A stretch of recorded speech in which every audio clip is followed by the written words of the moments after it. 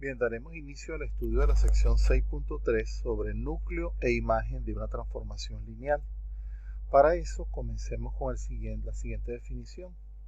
Una transformación lineal L de V en W es inyectiva, también se dice 1 a 1, si para todo par V1 y V2 de vectores en V, donde V1 es distinto a V2, se tiene o implica que la transformación de V1 es distinta a la transformación de V2. Es decir, dos vectores diferentes implican transformaciones diferentes. Equivalentemente, se suele trabajar con el contrarrecíproco, es decir, negamos la tesis y eso va a implicar la negación de la hipótesis. ¿Qué significa eso? Si dos transformaciones coinciden para valores V1 y V2, eso implica que V1 debe ser necesariamente igual a V2. Esto en realidad es el concepto análogo a lo que representa una función inyectiva, ¿ok? Ya lo vimos en análisis matemático. Ahora, gráficamente, ¿qué sería? Valores diferentes de vectores distintos en el espacio V van a generar valores diferentes en la transformación para W. Eso ilustra lo que representa la inyectividad. ¿Cuándo no será inyectiva? Cuando ocurra esto, que para un par de vectores diferentes, sus transformaciones o su imagen coincida. ¿Lo ven? Entonces, el concepto de inyectividad va a ser fundamental para nosotros en esta sección. Veamos. Si tomamos la transformación de R2 en R2, definida como L de XY, primera componente X más Y, segunda componente X menos Y, para determinar si L es inyectiva, debemos tomar un par de vectores, A sub 1, A sub 2 y B sub 1, B sub 2. Entonces, si las dos imágenes coinciden, si la imagen de B1 es igual a la imagen de B2, eso implica que L de A1 a 2 es igual a L de B1 B2. Entonces vamos a aplicarle la definición a cada una de ellas. Quiere decir, X más Y sería A1 más A2, perdón. Y X menos Y sería A sub 1 menos A sub 2. Eso es lo que estamos viendo acá en el miembro izquierdo de la igualdad. Análogamente vamos a aplicarlo para B1 y B2. En este caso, igualando, llegamos al siguiente sistema de ecuaciones. ¿Lo ven? Vamos a llamarlo asterisco. De manera que si hacemos la suma algebraica, si aquí hacemos la suma directa, fíjense que se cancela A sub 2 con A sub 2, B sub 2 con B sub 2 y estamos llegando a que A sub 1 es igual a B sub 1. Entonces, si nosotros sustituimos el hecho de que A sub 1 es igual a B sub 1 en cualquiera de las dos ecuaciones del sistema anterior, vamos a llegar a que A sub 2 es igual a B sub 2. Entonces, ¿qué hemos probado? Que para un B sub 1 y un B sub 2, ¿verdad? Si partimos del hecho de que las imágenes son iguales, hemos llegado a la conclusión de que A1 debe ser igual a B sub 1 y A sub 2 es igual a B sub 2. Por lo tanto, B sub 1 y B sub 2 llegan a ser el mismo. Y eso es suficiente para garantizar que L es inyectiva. ¿Ven? Ahora bien, si tomamos como un segundo ejemplo, una transformación que vaya de R3 a R2, definida de esta forma, L de X y Z igual a XY, fíjense que es una transformación muy simple, y ahí notamos que como 1, 2, 5 es distinto a 1, 2, menos 5, ¿qué es lo que estoy haciendo? Estoy colocando los elementos de la tercera componente diferentes. Fíjense que si los aplicamos a la transformación, ellos van a tener igual imagen.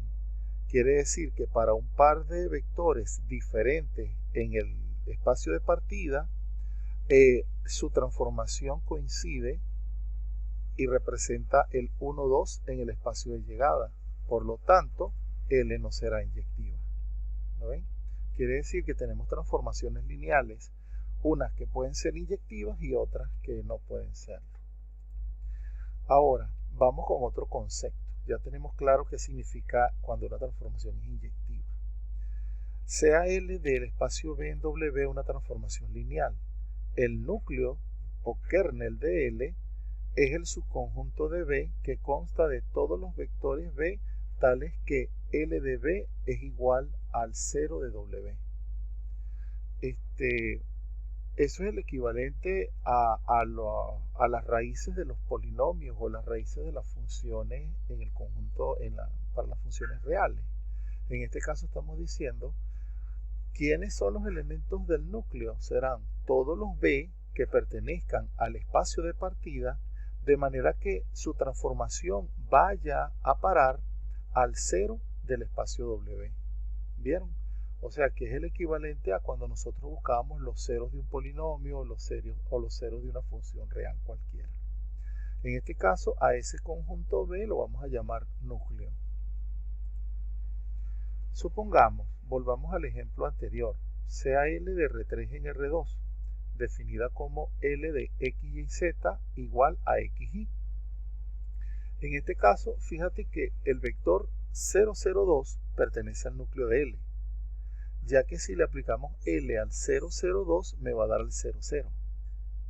Pero el vector 125 no pertenece al núcleo de L, porque ya vimos en el ejemplo 2 que la transformación de 125 me da el 12.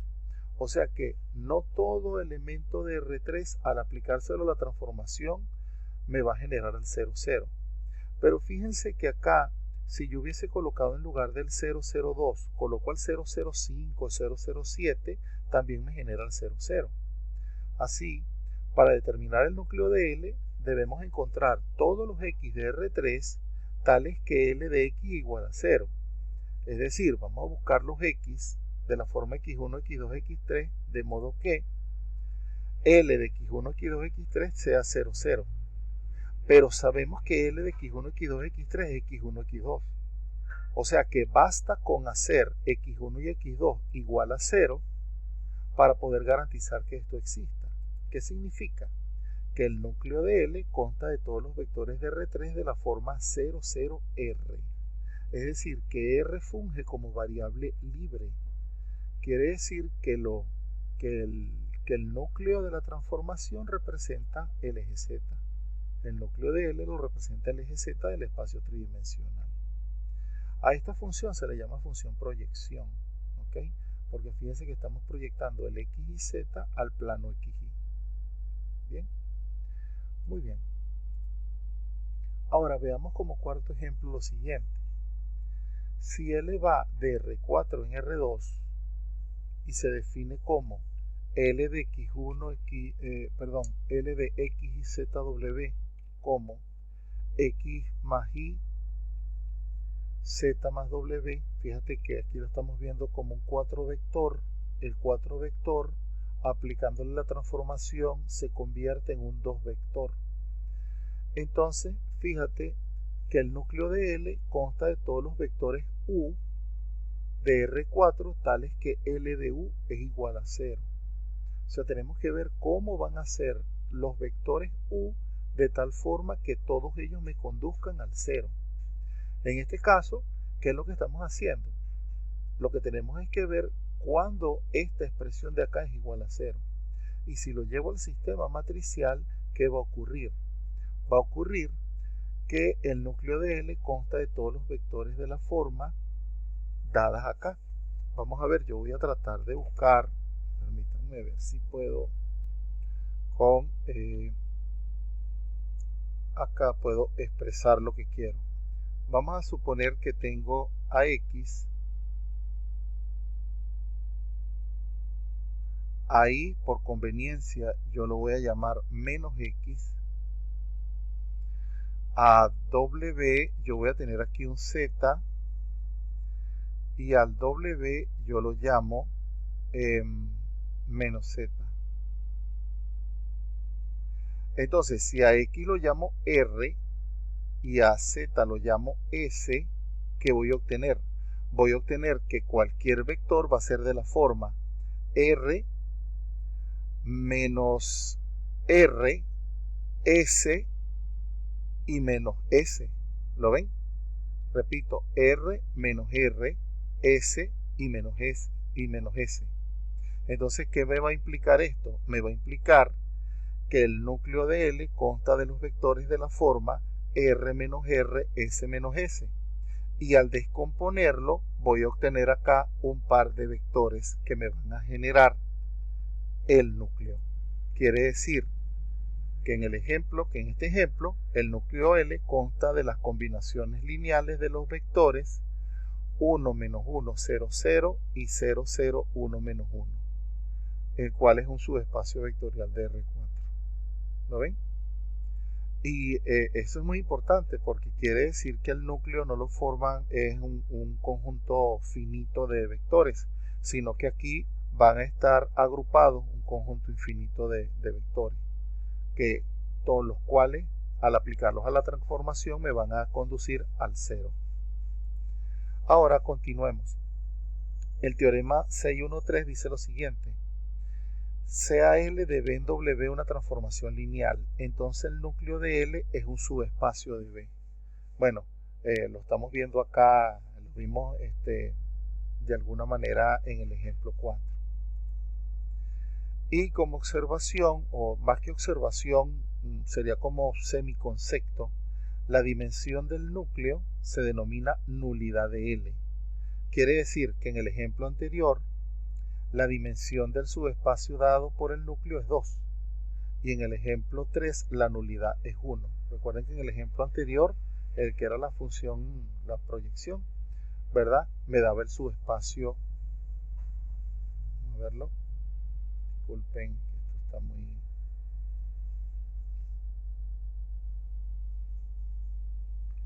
Aquí estaba en el ejemplo 3, entonces el núcleo constaba de este vector, que podemos decir que es el 0, 0, 1, pero todas las combinaciones de él. Entonces la nulidad sería 1. En este caso de acá, la nulidad es 2, en el 4. Bueno, continuamos.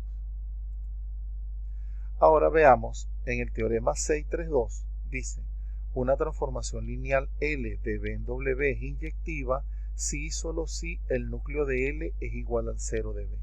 Fíjate que esto va a ser muy importante para nosotros porque este teorema dice muchísimo, porque está diciendo que si la función es inyectiva, entonces el núcleo de L representa el 0 del espacio de partida.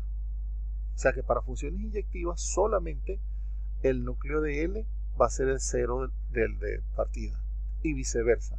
Si el núcleo de L es el 0 de partida, entonces la función es inyectiva. Quiere decir que esto nos va a permitir caracterizar las situaciones. Bien, más adelante cuando desarrollemos los ejemplos vamos a evocar este teorema. Como corolario, tenemos lo siguiente: si L de X igual a B y L de Y es igual a B, entonces X menos Y pertenece al núcleo de L. En otras palabras, cualesquiera soluciones L de X igual a B difieren por un elemento del núcleo de L. Fíjense que hubo un corolario en la sección 6.2 que decía que la transformación del vector X menos Y era igual a la transformación de X menos la transformación de Y. Entonces, claro, aplicando eso, si aplicamos la transformación de L a X menos Y, como es L de X menos L de Y, pero como cada uno de ellos es B, va a ser B menos B, lo cual me va a conducir al 0 de W. Por eso decimos que X menos Y pertenece al núcleo de L. Ahora, en realidad ese corolario es útil para poder justificar algunos teoremas que vienen más adelante, ¿verdad? Simplemente lo que quisimos fue no obviarlo porque por lo general él va de la mano con los teoremas. Ahora sigamos con las conceptualizaciones. En este caso, bueno, como ya el video está muy largo, yo lo voy a detener acá y vamos a continuar en el segundo video con esta definición 633.